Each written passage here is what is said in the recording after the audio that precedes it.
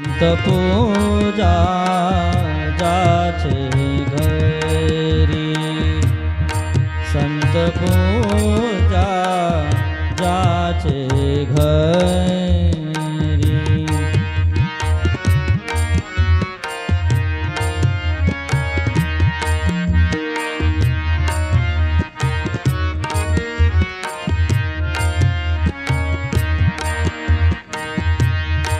तेथे विठ्ठलाची फेरी, तेथे विठ्ठलाची फेरी, संत पूजेचे महिमान, संत पूजेचे महिमान।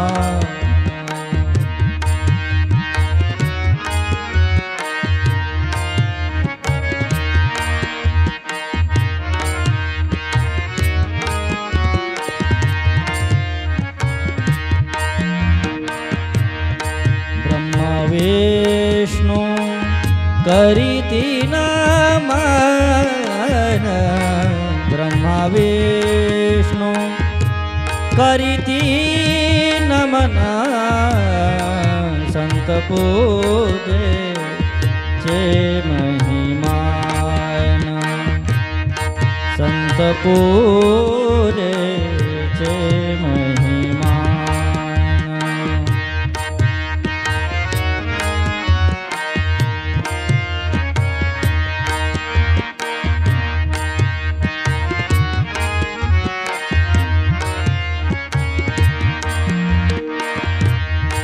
संत पूजा जाने के लिए, जाने के लिए, ज्याची 84 फुलटणी, ज्याची 84 फुलटणी, संत पूजेचे महिमान, संत पूजेचे महिमान।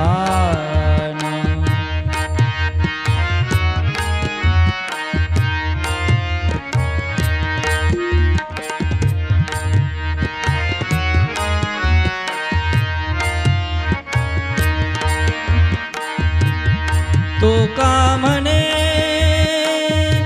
संत पूजा, तो का म्हणे संत पूजा, नमन माझे गरुड ध्वजा, नमन माझे गरुड ध्वजा, संत पूजेचे महिमान,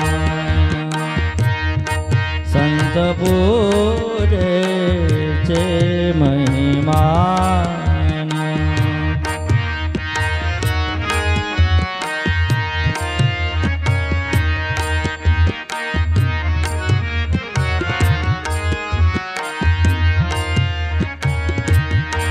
ब्रह्मा विष्णु करीति नमन, ब्रह्मा विष्णु करीति नमन, संत पूजेचे महिमान, संत पूजेचे महिमान।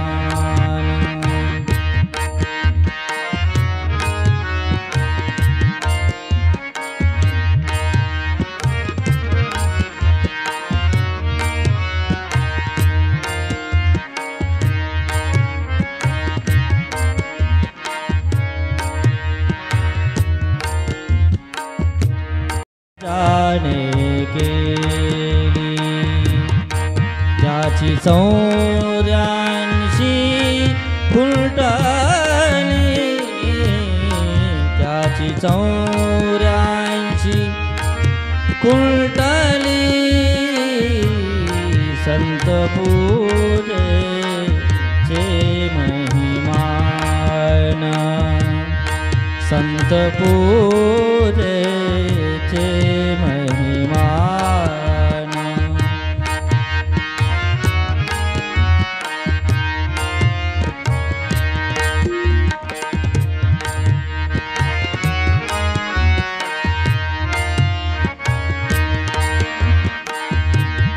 तो का म्हणे संत पूजा तो का म्हणे संत पूजा नमन माझे गरुड ध्वजा नमन माझे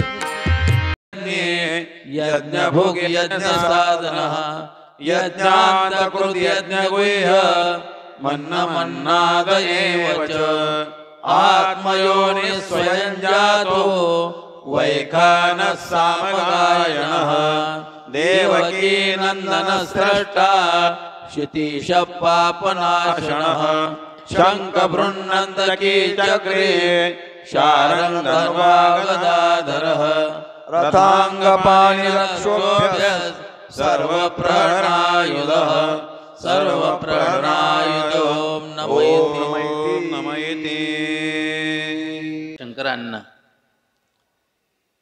यांनी हे निमित्त शोधून काढलं. बऱ्याच दिवसापासून त्यांची आमची भेट नव्हती. त्यांच्या मनामध्ये सर्व संत मंडळी एकत्रित आली पाहिजे आणि सर्वांचं दर्शन झालं पाहिजे. कोरोनाचा काळ गेला. या कोरोनाच्या काळामध्ये कोणीच आपला मठ घर आश्रम सोडला नाही. पंढरपूरची यात्रा झाली नाही, आळंदीची यात्रा नाही, पैठणची यात्रा नाही, त्र्यंबकेश्वरची यात्रा नाही. महिन्याच्या ज्या वाऱ्या होत्या त्या वाऱ्याही कंप्लीट 2 महिन्यापासून बंद आहेत. मग भूक लागलेली होती अंतकरणामध्ये शंकराण्णांना की इतरत्र वारीला आपल्याला आतापर्यंत जाता आलं नाही 2 वर्षामध्ये. असं करूया, सायगाव पगडीमध्येच वारी भरवूया आणि याच ठिकाणी वारी भरवून सर्वांचं दर्शन या ठिकाणी घेऊया. म्हणून त्यांनी हा मेळ जमवला. सर्व साधू संतांना निमंत्रित केलं आणि त्याप्रमाणे सर्व संत मंडळी या ठिकाणी उपस्थित झाली. माझ्या उजव्या हाताला बसलेले माधवगिरी महाराज, मधुगिरी महाराज, माझ्या डाव्या हाताला बसलेले परमेश्वरानंद महाराज, समोर बसलेले श्रावण महाराज, जिवंत ज्ञानेश्वरी, गोरे माऊली, सर्व संत मंडळी. मला तरी असं वाटतं की खेड्यागावातून संत पूजनाचा कार्यक्रम आजपर्यंत आपल्या परिसरात झालेला आहे का नाही, पहिलाच आहे. म्हणजे आजपर्यंत संत मंडळी एवढी एका ठिकाणी आलीच नाही. आली असेल अध्यक्षाची निवड करण्याकरता, उपाध्यक्षाची निवड करण्याकरता. बाकी संत पूजन म्हणून सर्व साधू संत एका ठिकाणी बहुअंशी कुठंच जमा झाले नाही. पण तो योग शंकराण्णांनी या ठिकाणी घडवून आणला आणि त्यामुळे मला सर्वांचं दर्शन या ठिकाणी घडलं आणि या पुण्यभूमीचंही दर्शन घडलं. या ठिकाणी खरं म्हणजे प्रवचन जे अभ्यासू मंडळी त्यांचं पाहिजे होतं. श्रावण महाराज अभ्यासू आहेत, गोरे माऊली हे तर अधिक अभ्यासू आहेत. त्याचप्रमाणे संस्कृतवर ज्यांचं कमांड आहे ते आमचे परमेश्वरानंद गिरीजी महाराज. अशा मंडळीचं प्रवचन या ठिकाणी व्हायला पाहिजे होतं. पण जी श्रद्धा असते ती श्रद्धा काही वेगळीच राहत असते. श्रद्धा जर कधी असेल तर ज्याच्यावर श्रद्धा राहते म्हणजे तुमच्यावर श्रद्धा नाही असं नाही बरं का, पण त्याच्यामध्ये थोडंसं 19-20 होऊन जाते. तर त्यांचं प्रेम म्हणून त्यांनी सांगितलं की तुम्हीच वेडे वाकडे 2 शब्द सांगा. जसं आई राहते, आईला आपलं शेंबडं पोरग हे राजा वाटत असतं.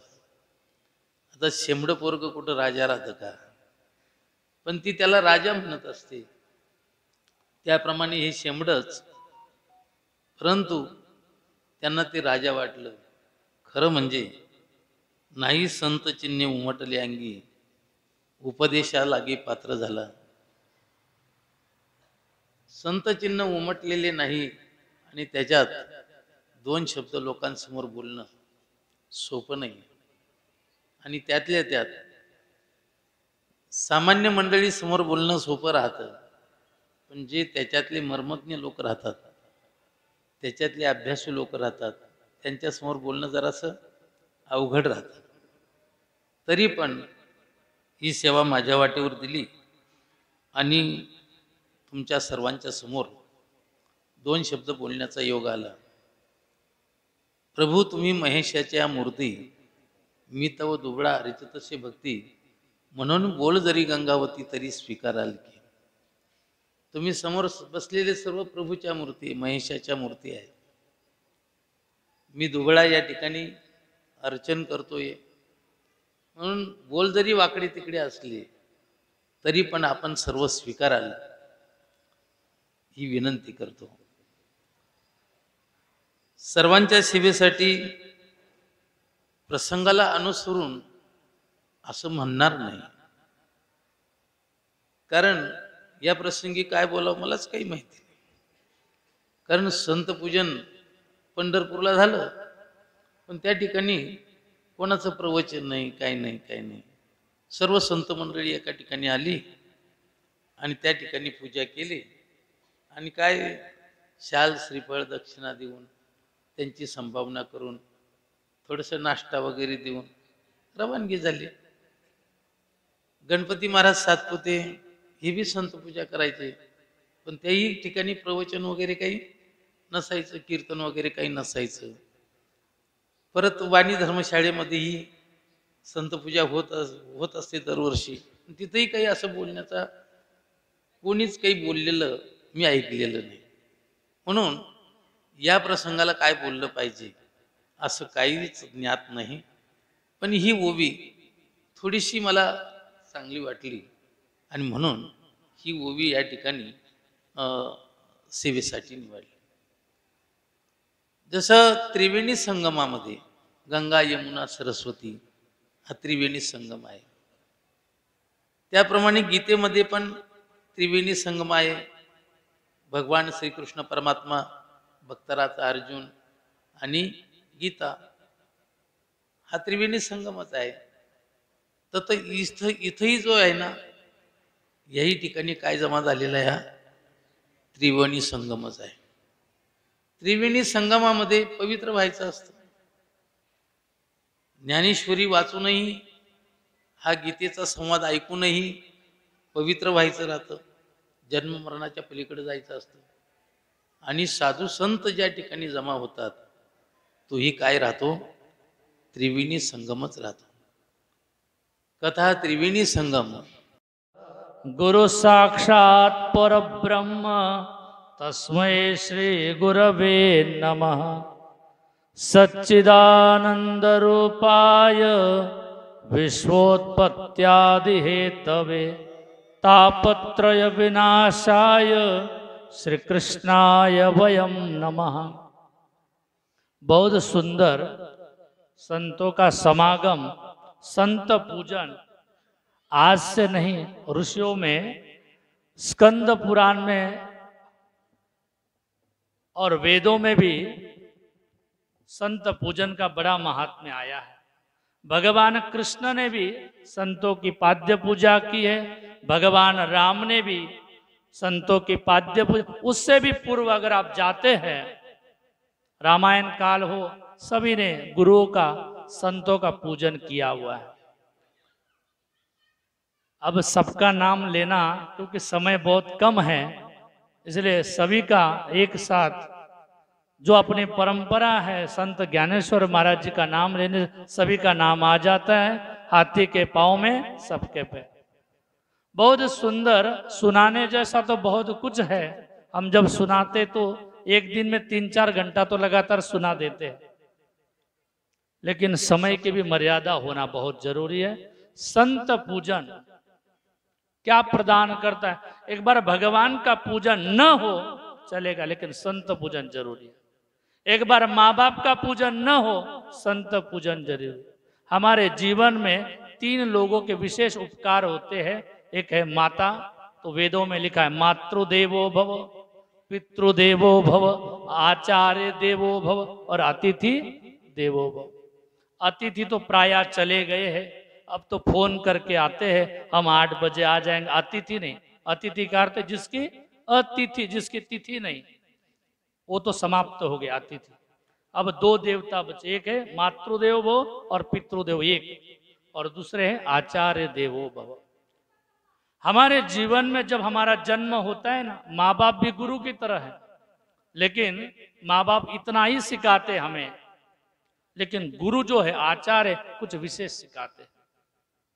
माँ बाप क्या सिखाते हैं? ज्यादा से ज्यादा उनका जितना अनुभव, जितनी कैपेसिटी, उतना ही आपको, लेकिन गुरु जो होता है आपको परमात्मा रूप तक बैठा देता है। वेदों में लिखा है जीव ब्रह्मैव नापरः।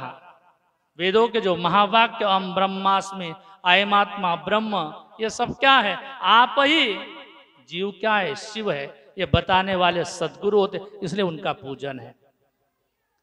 जब तक जीवन में संत पूजन न हो तब तक, बड़ी सुंदर कथा मौली बता रहे थे, प्रयाग तब है, राम जी का प्रसंग आता है, प्रयाग में भरत जी जाते हैं, जब संतों का दर्शन होता है। प्रयाग में बड़े बड़े संत आज भी विराजमान होते हैं और वहां कथा करते हैं, तो भगवान का दर्शन पहले नहीं है भरत जी को।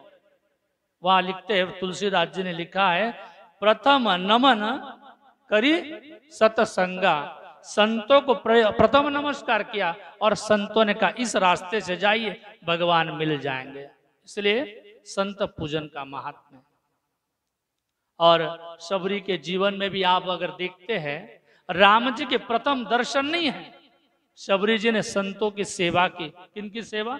मतंग महाराज और भी बहुत से ऋषियों के क्या किया।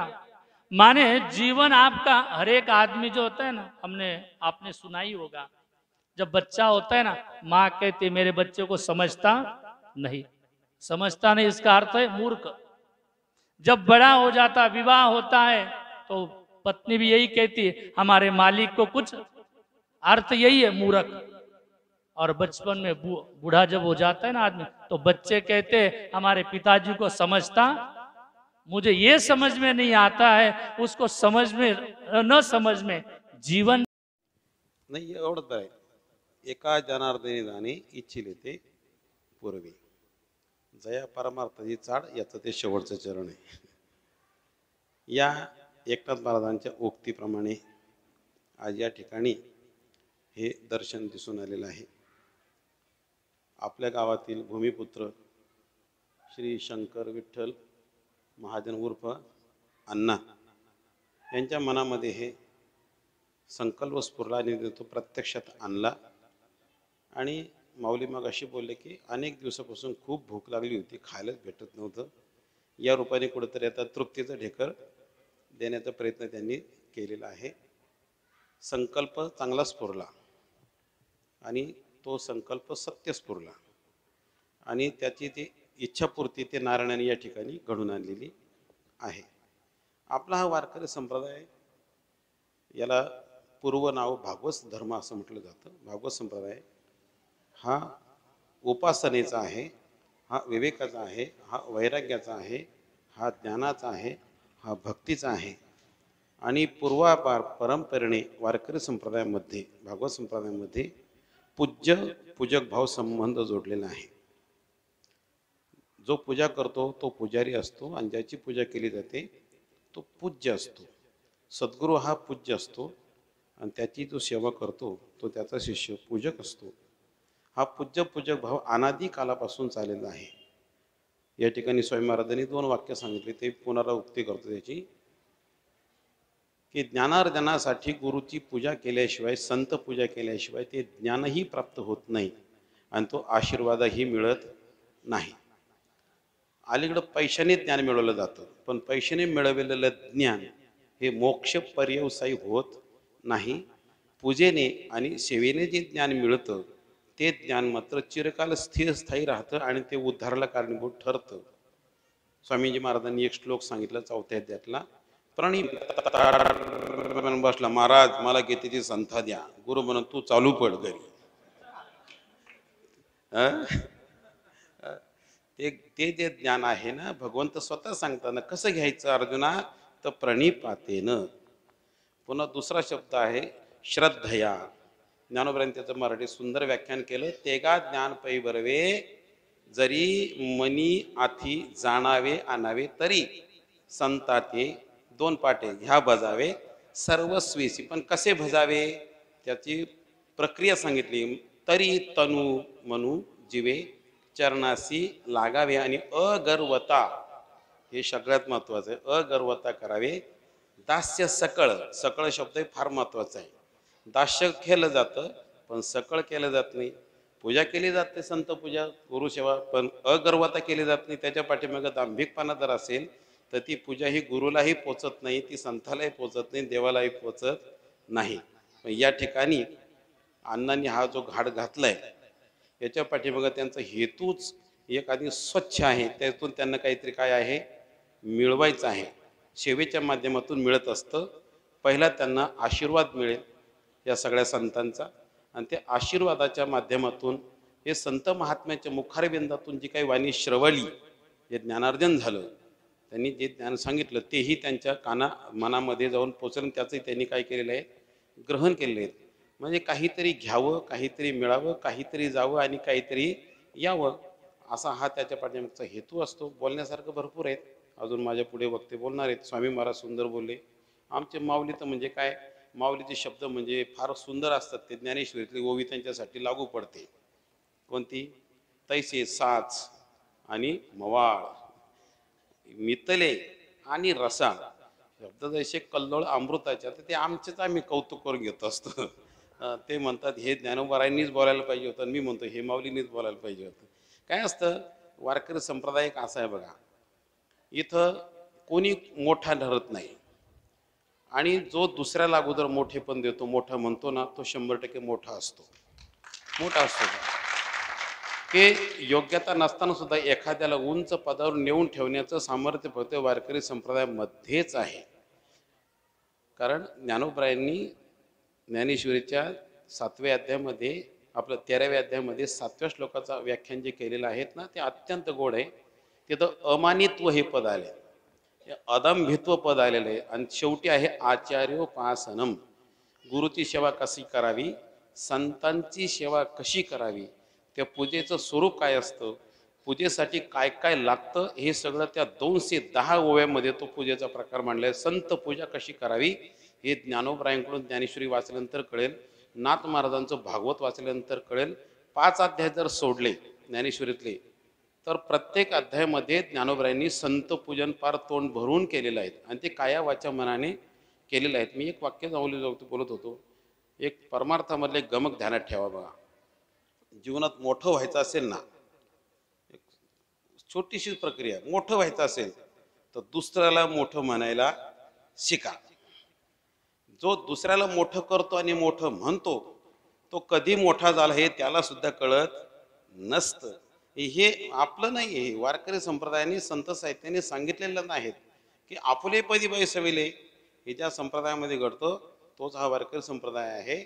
आणि म्हणून या ठिकाणी पूज्य पूजक भाव संबंध चांगल्या प्रमाणात जोडला गेलेला आहे, की ज्याच्यात पूजा होते, ज्याच्यात पूजा केली जाते, आणि ती निरहंकारीपणाने निरभिमानाने आणि अदंभित्वाने केले जाते तो म्हणजे वारकरी संप्रदाय आहे. या ठिकाणी सगळी संत मंडळी एकत्रित जमवली. मुंबईहून स्वामी महाराज आले, आम्ही नाशिकहून आलो, माऊली आले, आदी करून सर्व आले, म्हणजे श्रावण महाराज आले. आणि ते वर्णन करण्यापेक्षा नावं घेण्यापेक्षा सगळेच संत आहे या ठिकाणी. कोणी लहान नाही आणि कोणी मोठा नाही. ज्यांनी हेच कार्य घडून आणलं ते मात्र निश्चित मोठे आहेत.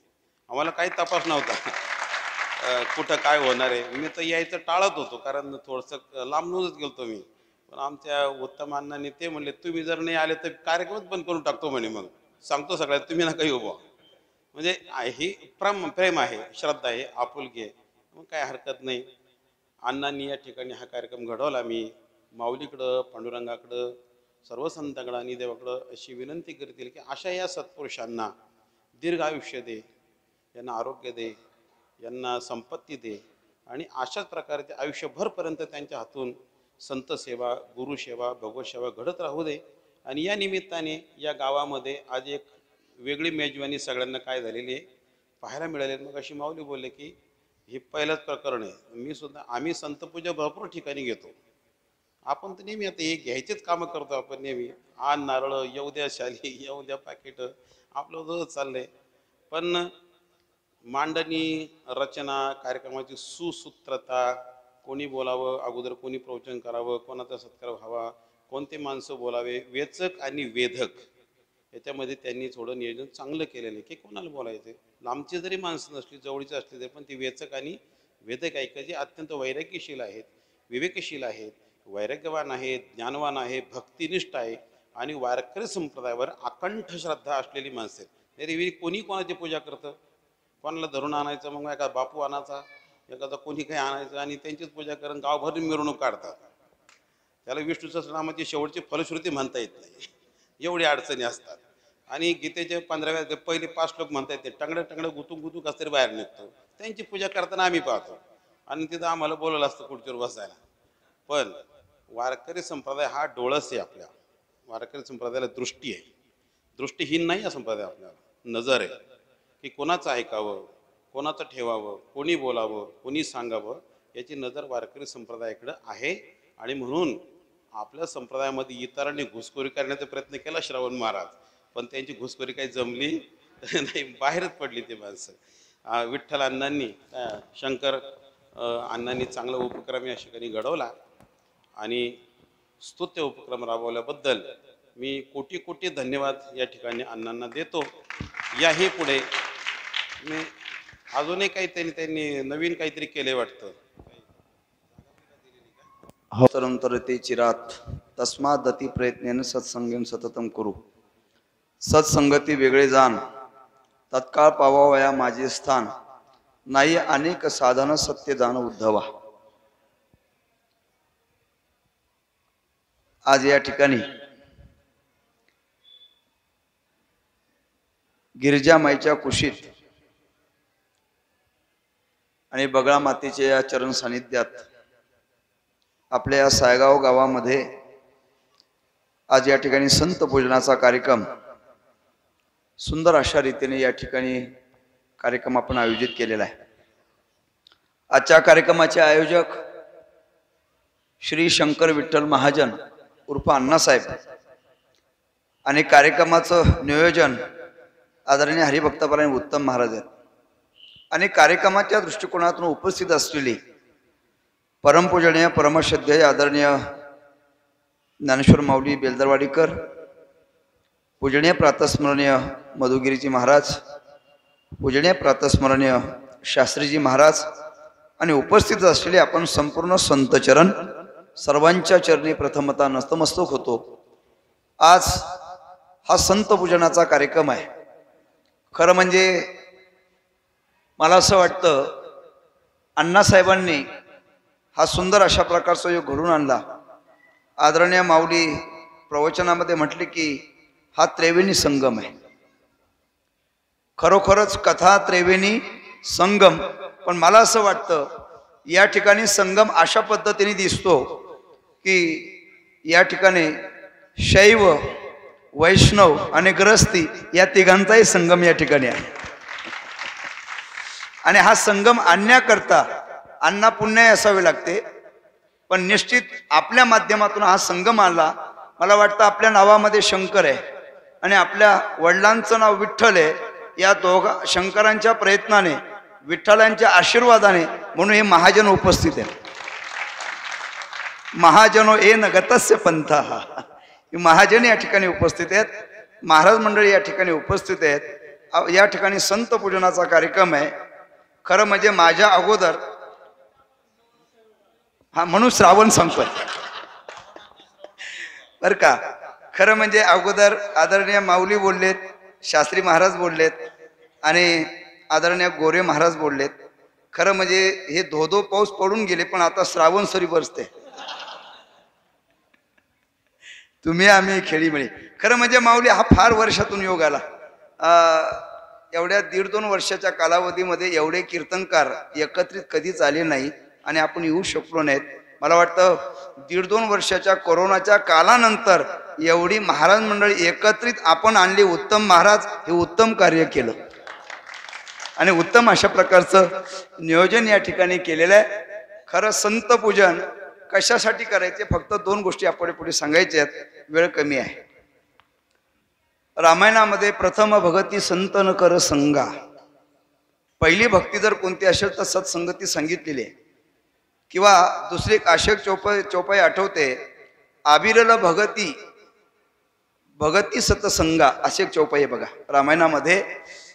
आणि जीवनामध्ये सत्संगती का करायची, संतांची संगती का करायची, तर जगद्गुरु तुकोबाराय म्हणतात की आपण संतांची संगती केली, संतांचं पूजन जर केलं तर संतांच्या पूजनामध्ये देवाचं पूजन होत असतं. तुका म्हणे देवा त्यांची केली पावे सेवा, तुका म्हणे संत सेवा हेची देवा उत्तम. देवप्रिय व्हायचं असेल, आपली सेवा देवाला आवडावी असं वाटत असेल तर देवाची पूजा करू नका, संतांची पूजा करा. त्यामध्ये भगवान निश्चित संतुष्ट होत असतात. जर आपण संतांची पूजा नाही केली आणि देवाची पूजा करत जर राहिलो तर मग कसं घडेल. बाळक एक एकुलता त्यासी माथा हानीतल्या लाथा, मग पाटोळही नेसविता शोभली माता समजेना. एकनाथ महाराज म्हणतात तद्वत त्या न्यायाने होईल. पण जीवनामध्ये सत्संगती का करायची, संतांचं पूजन कशासाठी. जगद्गुरु तुकोबाराय देखील म्हणतात मी माझ्या जीवनामध्ये काय करेल, हरिनाम कीर्तन संतांचे पूजन घालू लोटांगण महाद्वारी. हरिनाम पूजनाने जीवनामध्ये हरिनामाने पाप जातं. नीट ऐका, प्रत्येकाच्या जीवनामध्ये 3 गोष्टी दुःखाला कारणीभूत असतात. का दुःख, त्याला कारण पाप. का दुःख, त्याला कारण अज्ञान. आणि का दुःख, त्याला कारण आहे अभिमान. हरिनामाने पाप जातं, संतांच्या पूजनाने अज्ञान जात असतं आणि लोटांगण घातल्याने जीवनामध्ये अभिमान जात असतो. आणि या 3 गोष्टी जिथं ऐकायला मिळतात ते संतांचं पूजन आहे. संतांच्या माध्यमातून प्रत्येकाच्या जीवनामध्ये 3 गोष्टी कळत असतात बरं का माऊली. आपण आपल्या जीवनामध्ये कोणत्याही क्षेत्रातली व्यक्ती किती जरी मोठी झाली तर प्रत्येकाला 3 प्रकारचं अज्ञान आहे. जीवाला जीवाचं अज्ञान आहे, जीवाला जगताचं अज्ञान आहे आणि जीवाला जगन्नाथाचं अज्ञान आहे. जीवनामध्ये आपण कोण ते कळावं, कुठून आलो ते कळावं, कुठे जायचं ते कळावं, आतापर्यंत काय कळालं ते कळावं आणि आतापर्यंत काहीच कळालं नाही एवढं तरी कळावं. हे कळण्याकरता संत पूजन करायचंय. जीवाला एक सांगतो, कितीही माणूस मोठा झाला तर 3 गोष्टी सहजासहजी कळत नाहीत. धर्म कळत नाही, ब्रह्म कळत नाही आणि संत कळत नाहीत. या 3 गोष्टी जोपर्यंत कळत नाही तोपर्यंत मानवी जीवन यथार्थ होत नाही, परिपूर्ण होत नाही. याकरता जीवनामध्ये संत पूजन केलं पाहिजे. आणि संत पूजनाच्या माध्यमातून आज अण्णांच्या यजमानाच्या विशेष सहकार्यातून, खरं म्हणजे अण्णांच्या बाबतीत आदरणीय सुदाम महाराजांनी मला एक ओवी सुचवली, जे तर संपत्ती आणि दया दोन्ही वस्ती आलिया ठाया, तेथे जाण धनंजया विभूती माझी. जीवनामध्ये संपत्ती असावी आणि दातृत्व असावं. ह्या गोष्टी जरा दुर्मिळ आहेत बरं का. सौंदर्य आणि चारित्र्य दुर्मिळ आहे आणि श्रीमंती आणि दातृत्व दुर्मिळ आहे. परंतु श्रीमंतही आहे आणि दातृत्वाची श्रीमंती आहे. या दोन्ही गोष्टी ज्यांच्या अंगी आहेत ते आदरणीय अण्णा आहेत. एक 15 ते 20 दिवसापूर्वी मालेगावला एक संत पूजनाचा कार्यक्रम झाला आणि त्या संत पूजनाच्या कार्यक्रमामध्ये आम्ही उत्तम महाराजांना बोलवलं आणि उत्तम महाराजांनी तो संत पूजनाचा कार्यक्रम बघितला आणि नुसतं तिथलं आदर आतिथ्य घेतलं नाही तर आज ते त्यांच्या नेतृत्वाने दिलंय. म्हणून संत पूजनाचा कार्यक्रम इतरांना प्रेरणा मिळावी. गृहस्थी जीवनामध्ये फारसं काही घडेल सांगता येत नाही. नाही तीर्थक्षेत्राला जाऊ शकत, नाही मोठ्या संतांपर्यंत पोहोचू शकत, परंतु आपल्या गावामध्ये असे काही विशेष कार्यक्रम घडून काही थोर महापुरुष आपल्या गावात आमंत्रित करून त्यांचं पूजन होऊ शकतं. अशा प्रकारची संकल्पना उत्तम महाराजांनी अण्णांना सांगितली आणि अण्णांनी आपल्याला सर्वांना या ठिकाणी आणलं. हा सुंदर अशा प्रकारचा योग घडवला असतो. उपस्थित महाराज मंडळी आपल्या सर्वांच्या माध्यमातून भगवान पंढरीशाकडे एक प्रार्थना करेल की असं उदार कार्य करणाऱ्या व्यक्तिमत्वाला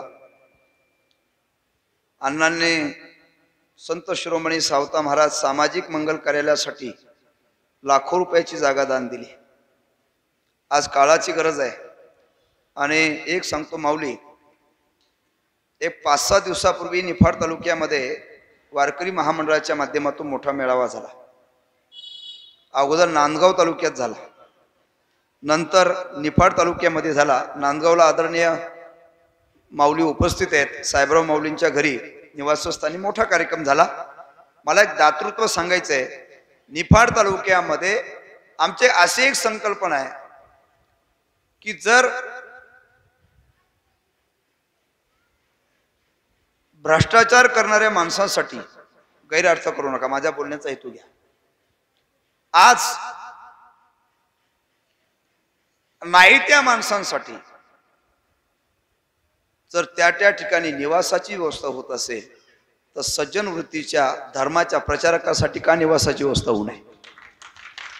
म्हणून त्या तालुक्याच्या ठिकाणी वारकरी भवन असावं. म्हणून पूर्ण नाशिक जिल्ह्यामध्ये वारकरी भवनाचं नियोजन चालू झाले. नुसते चालू नाही झाली तर मालेगाव तालुक्यात भूमिपूजन सुद्धा झालं. कालच मला फोन आला की तुमचे नांदगावकरांचं मनमाडला नियोजन सुरू झालं. त्या ठिकाणी असं बोलत असताना बोललो, त्या कार्यक्रमाकरता त्या भागातले आमदार दिलीप काका होते, जिल्ह्याचे नाशिक जिल्ह्याचे पालकमंत्री आदरणीय भुजबळ साहेबांचे पीए होते, आदरणीय लहवीतकर महाराज होते, अनेक महाराज मंडळी त्या ठिकाणी 1000च्या आसपास कार्यकर्ते होती. तर त्या ठिकाणी असा एक विषय मांडला की वारकरी भवन असावं. म्हणजे याकरता दिलीप काकांनी सांगितलं की ज्यावेळेस तुम्ही वारकरी भवन बांधाल त्यावेळेस आमदार निधीतून पहिले 25 लाख रुपये मी देतो. भुजबळ साहेबांना संपर्क केला. साहेबांनी सांगितलं मी माझ्या आमदार निधीतून 50 लाख रुपये देतो. साहेबांचे 50 लाख, दिलीप काकांचे 25 लाख. त्या ठिकाणी पंढरीनाथ भाऊ थोरे उपस्थित होते. पंढरीनाथ भाऊने सांगितलं इतर मंडळी जर भरपूर पैसा देत असेल तुम्ही लासलगावला सांगा, विंचूरला सांगा, नाही तर निफाडला सांगा, तुम्हाला पाहिजे तेवढा भूखंड प्लॉट मी देतो बांधकामासाठी. अशी उदार माणसं भेटतात. आणि उदार माणसं एक सांगू का, जीवनामध्ये औदार्य, जीवनामध्ये भजन, जीवनामध्ये सत्कर्माची प्रवृत्ती आणि जीवनामध्ये संतांची संगती ह्या संपूर्ण भगवत कृपेने मिळत असतात. म्हणून पुन्हा ती ओवी आठवण करून देतो, माझ्या शब्दाला पूर्णविराम देतो. जेत संपत्ती आणि दया दोन्ही वस्ती आलिया थाया, तेथे जाण धनंजया विभूती माझी. या प्रसंगी परमात्म्याला प्रार्थना करतो की असं चांगल्या प्रकारचं कार्य करणाऱ्या अण्णासाहेबांना परमात्मा आयु आरोग्य प्रदान करो, ही प्रभुचरणी प्रार्थना करून या ठिकाणी थांबतो. रामकृष्णारी. पूजनीय प्रातस्मरणीय राष्ट्रसंत सद्गुरू जनार्दन स्वामी महाराजांचे शिष्य, महाराजांचं सानिध्य ज्या महापुरुषांना लाभलं आणि अशा महापुरुषांचं वास्तव्य आपल्या परिसरामध्ये आहे ते पूजनीय संत चरण, पूजनीय मधुगिरीजी महाराज आपल्याला या ठिकाणी साकूर आश्रम या ठिकाणी आशीर्वचन प्रदान करतील. आणि त्यानंतर संत पूजन होईल, त्यानंतर पसायदान होईल आणि पसायदान झाल्यानंतर महाप्रसाद होईल. रामकृष्ण. माऊली धन्यवाद. श्रावण मासी हर्ष मानसी हिरवळ दाटे चोहीकडे. या श्रावण महिन्यातली हिरवळ आजच. जीवनामध्ये संत भेटणं फार अवघड सांगितलेलं आहे. बहु अवघड आहे संत भेटी, परी जग जेठी करुणा केली. संत भेटणं फार अवघड आहे. पण आज या ठिकाणी ज्यांनी कार्यक्रम आयोजन केलेला आहे यांचं काहीतरी पूर्वीचं पुण्य असेल म्हणून एवढं साधू संतांचं भेट आहे. भागवता म्हणते संताची भेट कधी होईल?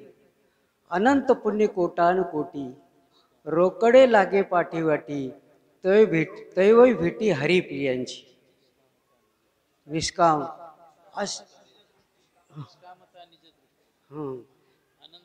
कोटान कोटी लागे पाठीवाटी, तै भेटी हरिप्रियांची. काहीतरी पुण्य आपल्या पदरी असेल म्हणूनच आपल्या संताची भेट झाली. एका ठिकाणी असेच भक्त मंडळ बसलेलं होतं आणि भक्त मंडळात चर्चा सुरू झाली. जसे सगळ्याकडून हे महाराज लोक आलेले आहेत. सद्गुरू जनार्दन स्वामींनी जी आपल्या भक्ती मार्गाची सुरुवात केली ती पंढरपासूनच सुरू केली. जनार्दन स्वामी प्रत्येक कार्तिकी एकादशीला पंढरपूरमध्ये असायचे.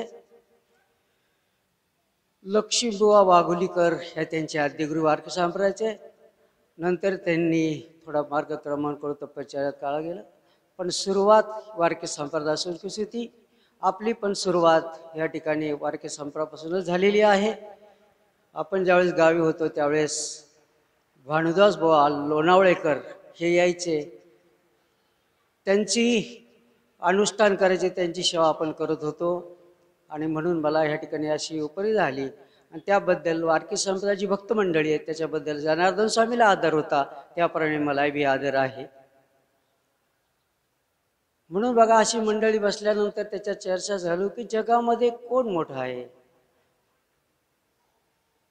कोणती वस्तू अशी मोठी आहे जगामध्ये. त्यावेळेस एका महाराजांनी सांगितलं सर्व जगामध्ये पृथ्वी श्रेष्ठ आहे. तेव्हा दुसरा म्हणतो पृथ्वी काय की श्रेष्ठ बोले, पृथ्वी कशाची श्रेष्ठ आहे? तिथं शेट्यावर शेषाच्या डोक्यावर खडी आहे. मग सगळे म्हणायला लागले शेष बडा शेष बडा. अरे शायस काय को बडा, तो भगवान शंकर के गले में पडा. तो शंकराच्या गळ्यात पडलेला आहे. मग सगळे बडा शंकर बडा शंकर बडा. अरे शंकर काय को बडा, तो कैलास पर खडा. सगळे म्हणले मग कैलास बडा बा कैलास बडा. अरे कैलास काय को बडा, रावण ने बुखार दिया बोले. सगळे बोलावले बोले रावण बडा रावण बडा.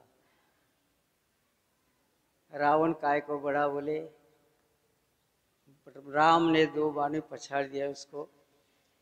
बोले राम बड़ा सम बड़ा बड़ा. अरे राम को काय को बड़ा, तो शबरी में आश्रम में पड़ा. सगळे बोला शबरीच्या आश्रमात राहील. का जीवनामध्ये जो भक्त बनतो, जीवनामध्ये जो संतांचा दास बनतो, तो सर्वात श्रेष्ठ सांगितले आहे. म्हणून त्या देवास साधू परी आधी. साधू म्हणजे कोण? भगवे आश्रय अवदान केले याला थोडं म्हटलंय साधू. तुकाराम महाराज साधू म्हटले, ज्ञानेश्वर महाराज साधू म्हटले. जे योगी लोक होऊन गेले, जे संत लोक होऊन गेले, ज्यांनी अभ्यासकार निर्माण केली त्यांना साधू म्हटलेलं आहे. आपण नुसतं साधू म्हणजे जटा वगैरे वेश्यावरून ठरवायचं नाही. चमत्कारावरून ठरवणं ही निकृष्ट बुद्धी. पण आचरावरून जो ओळखला त्याला श्रेष्ठ बुद्धी म्हटलेलं आहे. जगामध्ये असं पुष्कळ चाललंय, तुम्ही बघत असाल. म्हणून साधू जो ओळखायचा तर आचरावरून चमत्कारून ओळखायचा नाही, त्यांच्या आचरावरून ओळखायचा. म्हणून अंबरीश राजा त्यांचा व्रत असा होता का द्वादशी जर सोडायची तर सूर्य उरण नारायण उगायच्या अगोदर द्वादशी सोडत होते. आणि त्यांची परीक्षा सारण्यासाठी विश्वामित्र ऋषी आले, 60,000 शिष्यगणा आले. अंबरीश राजाला सांगितलं की मी फक्त स्नान करून येतो आम्ही. आणि स्नान करायला गेले तिकडेच वेळ घातला खूप. इकडे द्वादशी सोडण्याची वेळ आली. कशाबद्दल? संत भक्त कसे केला पूर्ण केला.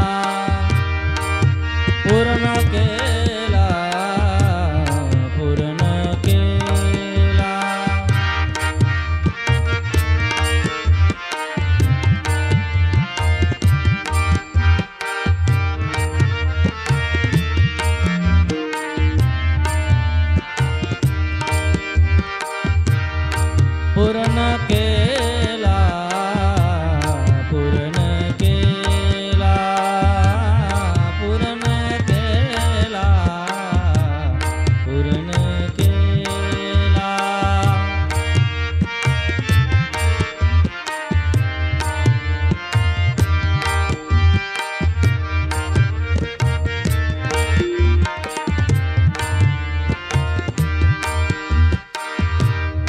पूर्ण केला मनोरथ,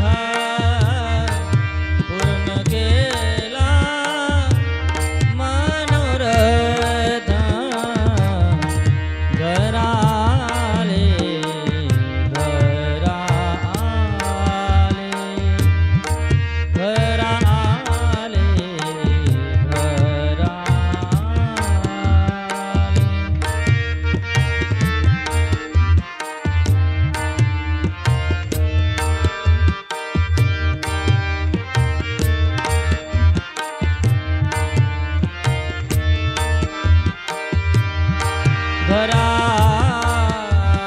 घराले कृपाळू, घराले कृपाळू, घराले, घराले, घराले, घराले.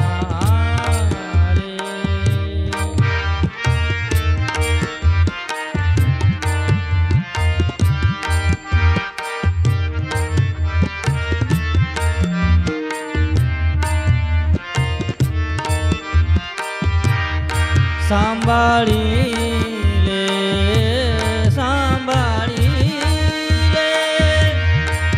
सांभाळीले अनाथा, सांभाळीले अनाथा. घराले, घराले, घराले, घराले.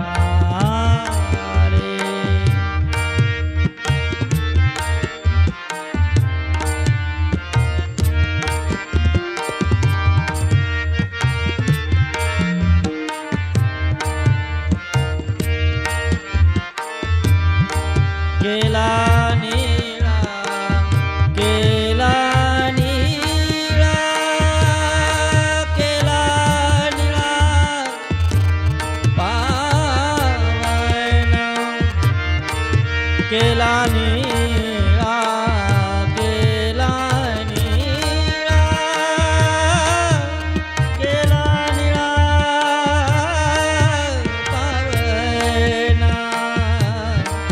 घराले, घराले, घराले,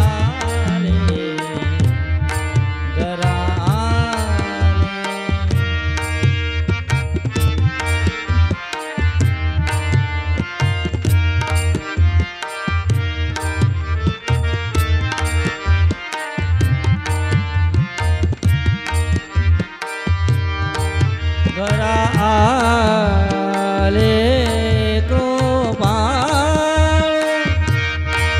घराले कृपाळू, घराले, घराले, घराले, घराले.